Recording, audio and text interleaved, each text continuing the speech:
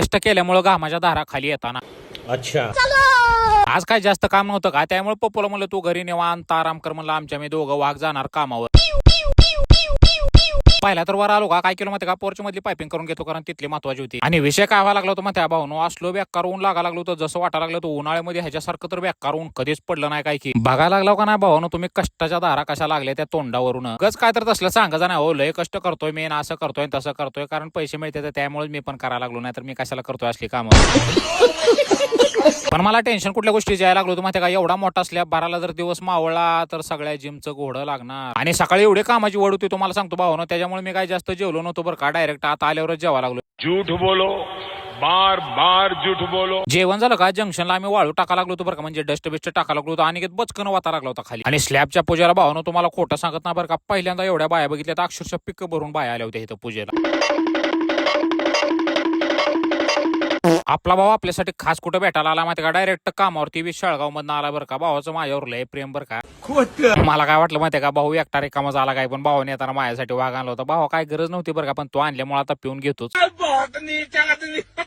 हा एक नंबर वाटा लागला बरं भावानं, लय बॅक करून पडलो होतं, त्यात असलं म्हणल्यावर आता काय इतना सुकून. मला काय वाटलं होतं माहिती का, मशीन तरी निवांत नाही म्हणलं तर 1:45 चालू झाली होती, त्यामुळे लय उशीर लागतं काय, पण नाही बरं का भावानं, लय बेकार मशीन ओढले बरं का ह्यांनी, वातावरण एकदम थंड झालंय. आणि 5:15 दरम्यान काय व्हायला लागलं माहिती का, मी जिथं बसलो होतो का तिथं हळूहळू गाड्या यायला लागले, त्यामुळे मी नीट उठलो परचाला खाली जायचं नियोजन लावलो. बघा म्हणलं तुमच्या तुम्ही, मी चाललो गावाकडे. खाली येऊन बघतो तर आणि आधीच येऊन थांबलो होतं बरं का, पण मोबाईल असला गरम झाला होता तुम्हाला सांगतो, डायरेक्ट बॅरल मध्ये बुडवला, त्यामुळे एकदम थंड वाटायला लागलं त्याला पण. आणि गाडीवर जाताना सुद्धा वातावरण एकदम थंड झाल्यामुळे एकदम चिल्ल वाटायला लागलं होतं बरं का. आता पप्पू काय करायला लागलाय ते तुम्हाला दाखवतो बरं का.